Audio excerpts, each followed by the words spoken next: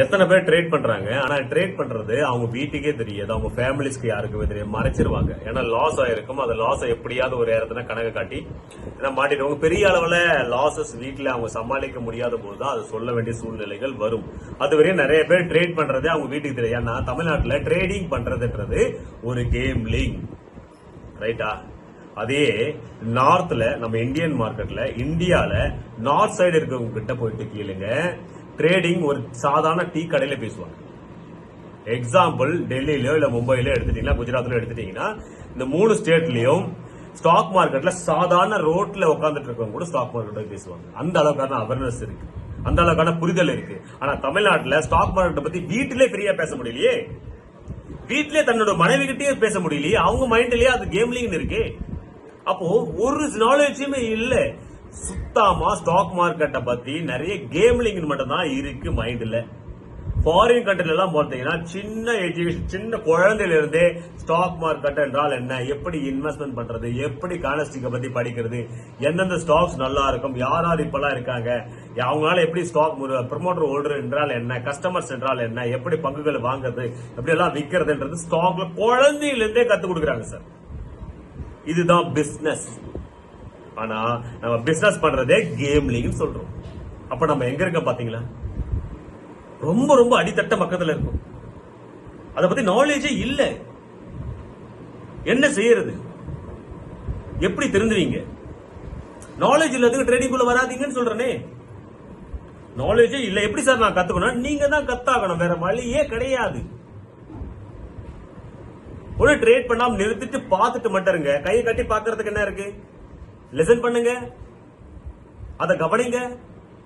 ஆனா பைசா கொண்டு வந்து முதல்ல எதுவுமே தெரியாது, பைசா கொண்டு வந்து போடணும், அதுல ட்ரேட் பண்ணணும்.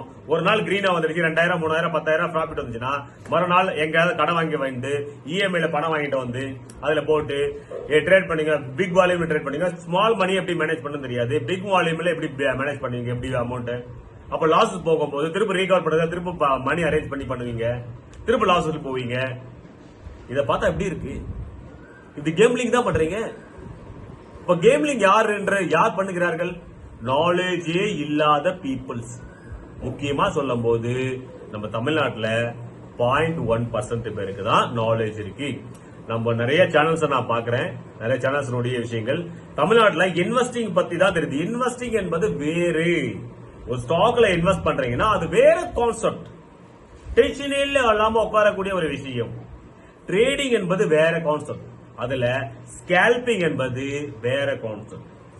நான் பண்ணிட்டு இருக்கிறது ஸ்கேல்பிங், ஹையஸ்ட் ரிஸ்க் இருக்கக்கூடியது. 1 கேண்டல் என்ட்ரி, 1 கேண்டல் எக்ஸிட்.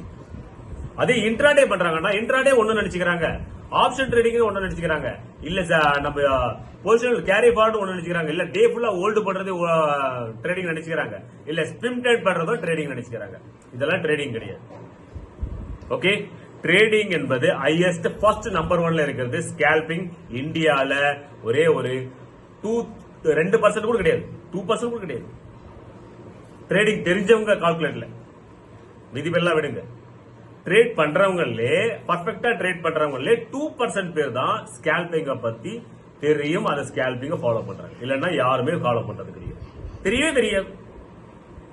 ஸ்கேல்பிங்கை யார் உண்மையா ட்ரேட் பண்ணி அவங்க அடி வாங்கி உத வாங்கி அவங்களுடைய வாழ்க்கை லாஸ்ட் கட்டத்துக்கு போயிட்டு அதுக்கப்புறம் வந்து எல்லா விஷயங்களும் இதுல இருந்து நம்ம எங்க தப்பு செஞ்சோன்னு கண்டுபிடிச்சு அதுல ஒரு சொல்யூஷனை தேடி அதுல ரெகுலரா அதை அப்ளை பண்ணி அதுல வெற்றி பெறுவர்கள் மட்டும்தான் ஸ்கேல்பிங்ல நிலைச்சு இருக்காங்க. இதுதான் விஷயம். ஓகே.